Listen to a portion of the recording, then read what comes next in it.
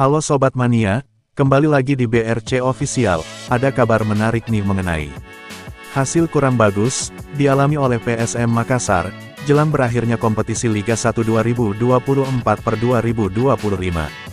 Juku Eja, belum mampu naik ke 4 besar klasemen, dan bersaing memperebutkan gelar juara. PSM Makassar, kini bertengger di peringkat 7, dengan poin 40.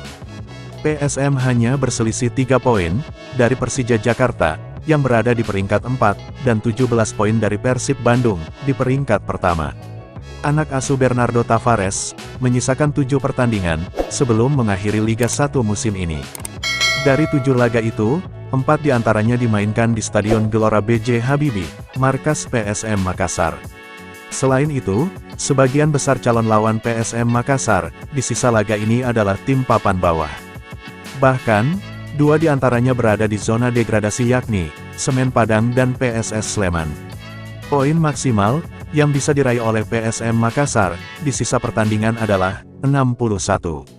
Dengan kondisi saat ini, peluang PSM Makassar, untuk menjuarai kompetisi ini sangat tipis. Pasalnya, Persib Bandung yang berada di peringkat pertama saat ini, sudah mengoleksi 57 poin. Pengamat sepak bola, Syamsuddin Umar mengatakan, PSM Makassar kehilangan gaya, dengan cara bermain yang selama ini dimiliki. Pemain seperti berjalan sendiri-sendiri. Pertama, saat melawan Persebaya, PSM Makassar, mungkin berpikir bajul ijo akan menguasai lapangan tengah. Namun, ternyata Persebaya ubah taktik dengan bermain melebar.